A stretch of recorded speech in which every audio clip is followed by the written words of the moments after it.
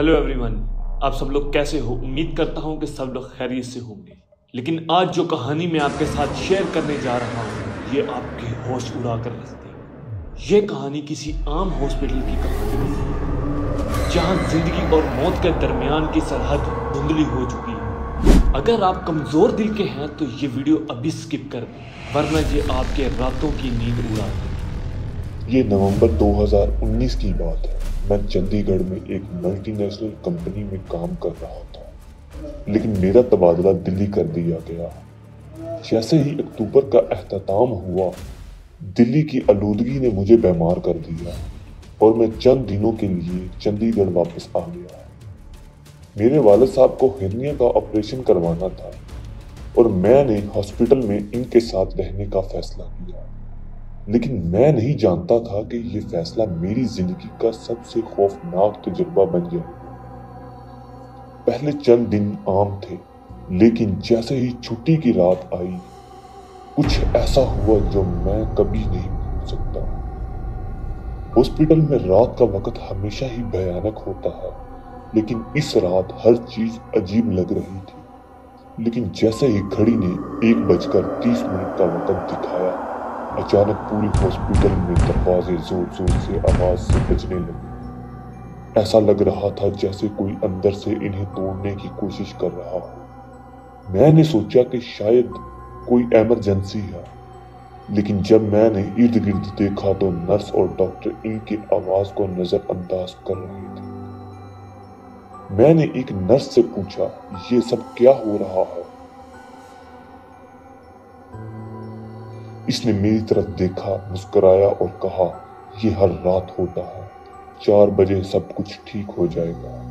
इसका चेहरा बिल्कुल संजीदा था, जैसे उसे इससे कोई फर्क नहीं पड़ता। लेकिन मेरे लिए ये आम नहीं था। मैंने दिल मजबूत किया और एक दरवाजे के करीब गया, जहां से सबसे ज्यादा जोर जोर से आवाज आ रही थी।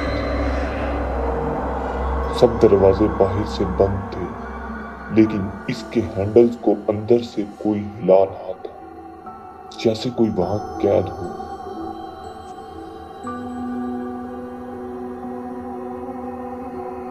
चीख रहा हो, बाहर निकलना चाहता हो।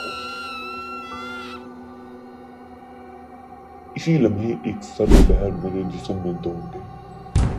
राहदारी में मौजूद सब दरवाजे एक साथ बज रहे और फिर अचानक सब खामोश हो गए।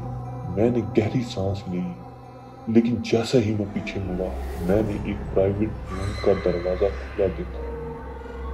अंदर रोशनी जल रही थी, पंखा फुल स्पीड पर चल रहा था और पर्दे बेतरतीब लहर रहे थे, लेकिन वहां कोई नहीं था।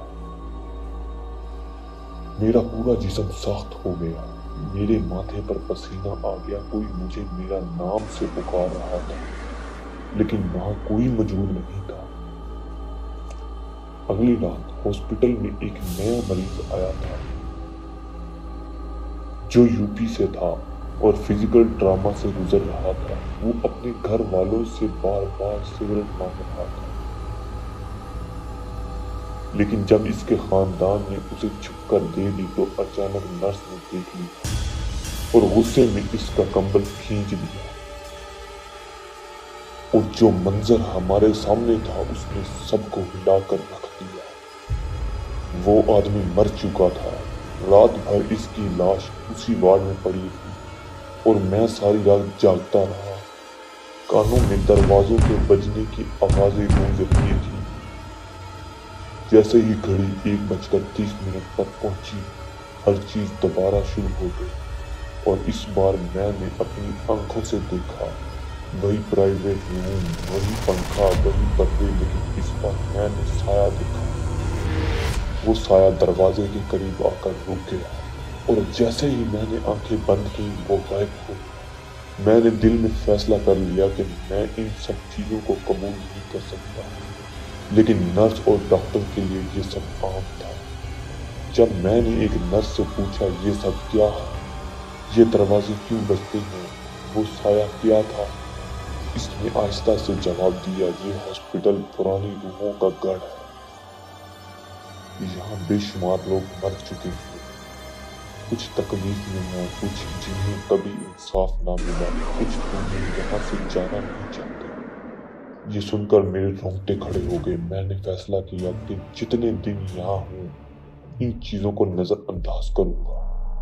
2 साल बाद मैं दोबारा इसी हॉस्पिटल में आया। सब कुछ वैसा ही था। दरवाजे 1:30 पर बजने लगे। साया वैसे ही नजर आया, लेकिन इस बार मैं नहीं डरा, क्योंकि मैं जान चुका था कुछ चीजें कभी नहीं बदलेंगी। कुछ खौफ हमेशा हमारे साथ रहेंगे और कुछ दरवाजे हमेशा रात के 1:30 पर बजेंगे।